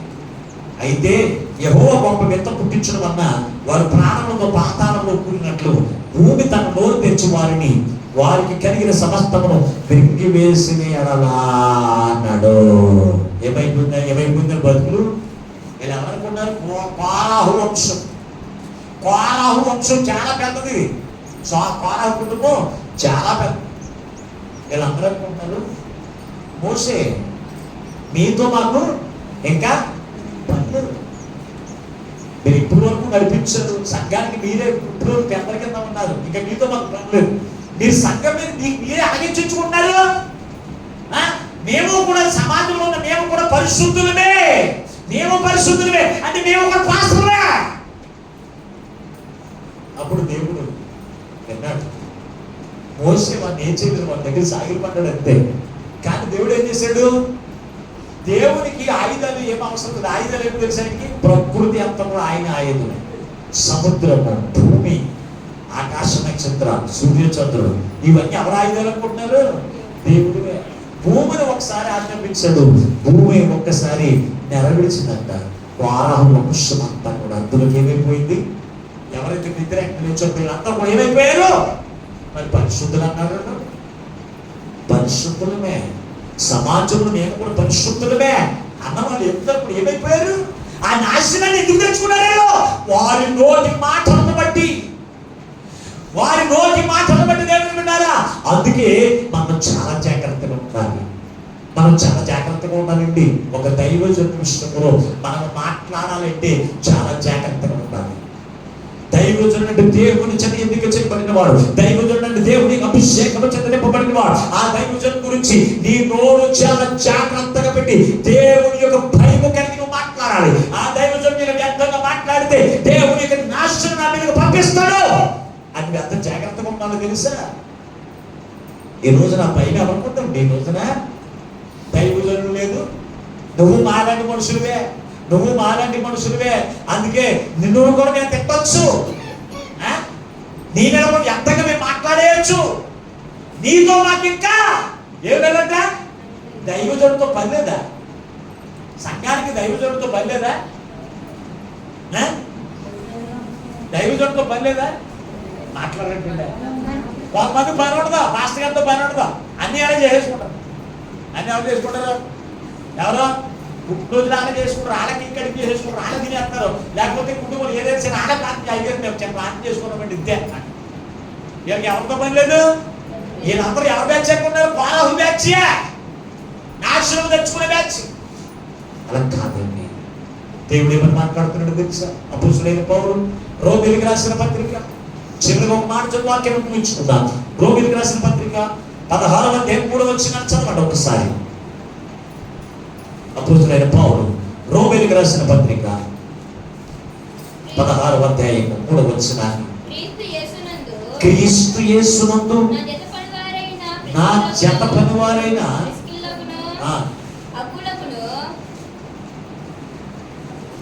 ఎన్ని వచనాలు చదువుతున్నారు? చదవం ఒకసారి. 12వ అధ్యాయం చూడండి ఒకసారి. 16 కాదు కానీ మన్నించండి. రోమీయులకు రాసిన పత్రిక 12వ అధ్యాయం 3వ వచనం, తన్ను తాను హెచ్చించుకున్న దానికంటే ఎక్కువగా ఎంచుకొనగా దేవుడు ఒకరికి విభజించిన ఇచ్చిన విశ్వాస పరిమాణ ప్రకారం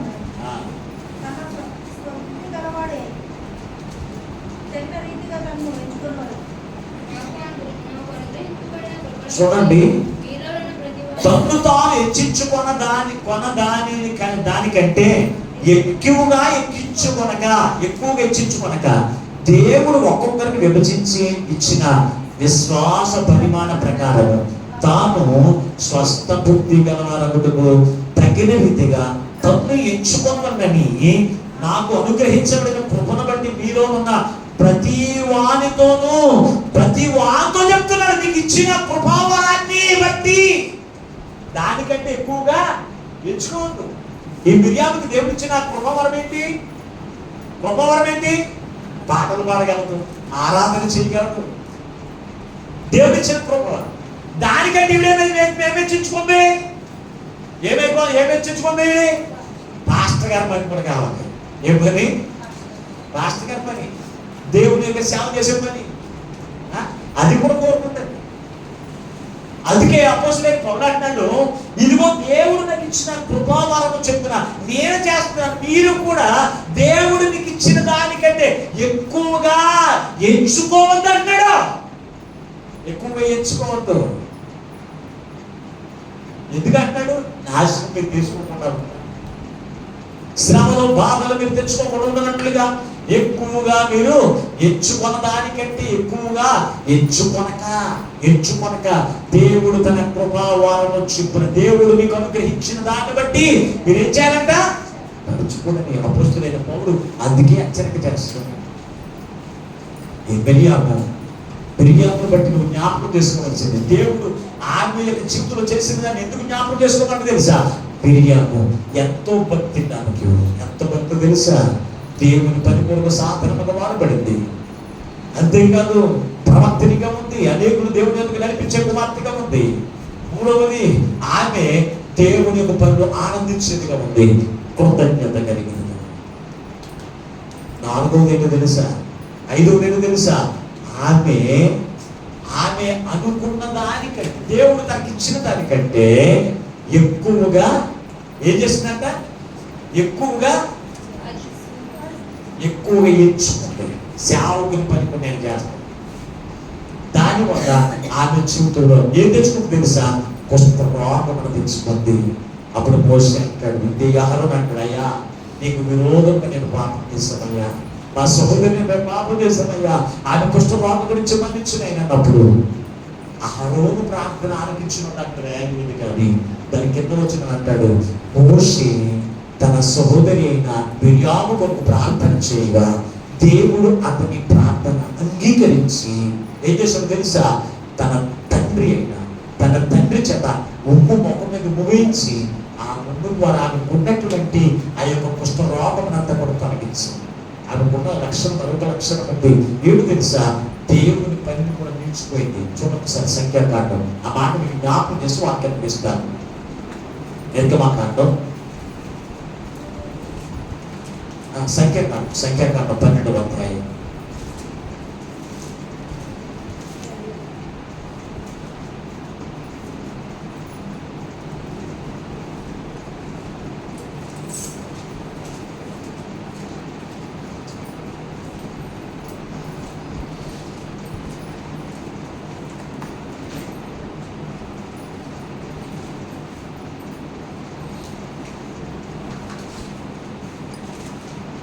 సంబంధించింది.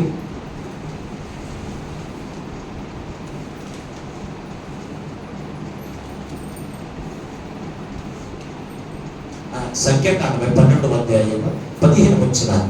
కాబట్టి మిరియాము 7 దినములు పానమెరుపుల్ని గడిపెను. మిరియాము మళ్ళా చేర్చబడి వరకు జనులు ముందుకు సాగరైరి. అంటే దేవుడు ఇశ్రాయేలు ప్రభుత్వం సిద్ధపరిచిన ప్రయాణం ఏమైపోయింది? మిరియాము వల్ల 7 రోజుల ప్రయాణం. ఒక్కొక్కరు ఉంటారు ఇటువంటి భక్తి, ఇటువంటి భయము లేనటువంటి వారి మాటల వల్ల దేవుని పనులు కూడా నిలిపివేసేవాడు కొంతమంది ఉంటారు. చాలా జాగ్రత్త అండి. మిరియామును బట్టి ఎందుకు జ్ఞాపకం చేసుకోమన్నాడు? మిరియాముకు చేసిన దాన్ని జ్ఞాపకం చేసుకోమన్నాడు. మిరియామును బట్టి ఎందుకు జ్ఞాపకం చేసుకోమన్నాడు తెలుసా? మిరియాము వల్ల ఇశ్రాయేలు ప్రయాణం అంతా కూడా ఏమైపోయింది? నీ వల్ల దేవుని పని ఆగిపోతుందేమో, నీ వల్ల దేవుడి పనికి ఆటంకము కలుగుతుందేమో. జాగ్రత్త కలిగి మెసులుకో. ఈ రోజున ప్రభునితో మాట్లాడుతున్నాడు సుమా. ఆమె చేసిన పనిని బట్టి ఎప్పుడైతే ప్రయాణం అయిపోయింది, 7 రోజులైన తర్వాత తన తండ్రి తీసుకొచ్చి మొక్కలు రూపేసిన తర్వాత ఈమెకు స్వస్థత వచ్చినాక తన బ్రతుకు కాల పర్యంతము మోషే దగ్గర దేవుని యొక్క పనిలో బలమైన సాధనంగా వాడబడింది. నీకు ఎప్పుడు కూడా ఆమెకు గర్వం లేదు. ఆ ఒక్క విషయంలో ఆమె చేసినటువంటి ఆలోచన, ఆమె ఉన్నటువంటి గర్వపు తలపును బట్టి ఏం తెచ్చుకుందంటే నాశనాన్ని, శ్రమను తెచ్చుకుంది, రోగం తెచ్చుకుంది. ఈ రోజున నీవు దేవుడికి వ్యతిరేకంగా మాట్లాడుతున్నటువంటి మాట తీరును బట్టి నీవు తెగులు తెచ్చుకుంటానేమో. దేవుని మాటకు వ్యతిరేకంగా, దైవజనులకు వ్యతిరేకంగా మాట్లాడిన మాటను బట్టి నాశనం నీ మీదకి తెచ్చుకుంటానేమో. ఈ రోజున ప్రభు నీతో మాట్లాడుతున్నాడు. ఆనాడు మిరియామును జ్ఞాపకం చేసుకోమన్నాడు. యెహోవా చేసినది జ్ఞాపకం చేసుకుని నీవు జాగ్రత్తగా నువ్వు మెసులుకో అని ఈ రోజున ప్రభు నీతో మాట్లాడుతుండగా నీ హృదయాన్ని ఈ రోజున సరి చేసుకుని దేవుని యొక్క సన్నిధిలో ఆయన పని కొరకు ఒక సాధనను వాడబడండి. ప్రవక్తనిగా దేవుని యొక్క వర్తమానాన్ని లోకంలో ఉన్న వారికి ప్రకటించి దేవుని యొక్క నడిపించే వారిగా ఉండండి. అంతేకాదు దేవుని యొక్క పని విషయంలో ఆనందంతో దేవుడు పని చేసే వారిగా ఉండండి. అంతేకాదు దేవుని బిడ్డల కృతజ్ఞత కలిగినటువంటి వారిగా మీరు ఖచ్చితంగా జీవించండి. అంతేకాని ఒకవేళ పాపం చేసి మిరియాము వలె తొలగిపోయినటువంటి జీవితం నీలో ఉంటే దేవుని ఎదుట పాప క్షమాపణ పొందుకుని దైవ సేవకుని ఎదుట ఆ సేవకుని ఎదుట అడిగి మణిగి దేవుని యొక్క పన్ను వాడబడుతూ దేవుడి నుంచి రాజ్యానికి వారసులు కండి. అట్టి కృప భాగ్యమైన పరిశుద్ధాత్మ దేవుడు ఈ మాటలు వింటున్న బిడ్డలందరికీ అనుగ్రహించును గాక. ఆమేన్. ప్రార్థన చేస్తున్నాం. తనను వచ్చి ప్రభు మనతో మాట్లాడిన ప్రతి మాటను బట్టి దేవా ఈ రోజున మాతో మాట్లాడవేసయ్యా. ఆనాడు ఐగుప్తులో నుంచి నాయన ప్రయాణమవుతున్నటువంటి ఇశ్రాయేలు ప్రజల మధ్యలో మిరియాము గురించి దేవుడిని యెహోవా చేసినది జ్ఞాపకం ఉంచుకోండి అన్నావు తండ్రి. ఈ రోజు మిరియామును బట్టి మేమేమి జ్ఞాపకం చేసుకోవాలి తండ్రి. అయ్యా నీ విలువైన విషయాలు తండ్రి నువ్వు మాతో మాట్లాడవలైనా అయ్యా నువ్వు మాతో మాట్లాడవేసయ్యా. అయ్యా నువ్వు మాతో మాట్లాడావు. ఈ రోజున మిరియామును మేము జ్ఞాపకం చేసుకుని తండ్రి ఈ రోజు మొదలుకుని అయ్యా నీ సన్నిధిలో ఒక సాధనముగా వాడబడాలని ఇష్టపడుతున్నాను అయ్యా. అయ్యా నీ మందిరంలో ఒక ప్రవక్తనిగా అనేకులను వర్తమానంలో పని అందించి నీ వద్దకు నడిపించే కుమార్తెగా ఉండడానికి ఇష్టపడుతున్నాను అయ్యా. అయ్యా నీ యొక్క పని చేసి ఆనందించేటువంటి జీవితం జీవించడానికి ఇష్టపడుతున్నాను అయ్యా. కృతజ్ఞత కలిగిన జీవితం జీవించడానికి ఇష్టపడుతున్నాను అయ్యా. అంతేకాదు నాయన అయ్యా ఇదిగో పాపం ఎదుట ఒప్పుకుని క్షమించబడి తండ్రి అయ్యా ఆనాడు మిరియాము వారి సన్నిధిలో నిరంతరం ఆనందించేలాగా ఉండడానికి ఇష్టపడుతున్నాను అయ్యా అని అందరైతే తీర్మానం చేసుకుంటున్నారయ్యా. అటు వారందరికీ నీ కృపను దయచేసి నీతో కలిసి ఆనందించేటువంటి జీవితం నీ నిత్య రాజ్యానికి వారసులు ఉండేటువంటి జీవితం అనుగ్రహింపజేసి మీరు మహిమలో పొందమని మాతో మాట్లాడి మమ్మల్ని బలపరిచిన యేసు నామమున ప్రార్థించమని కొనుచున్నాము పరమ తండ్రి. ఆమేన్. అందరికీ వందనాలండి. దేవుడి మిమ్మల్ని అందరిని దీవించును గాక. ఆమేన్.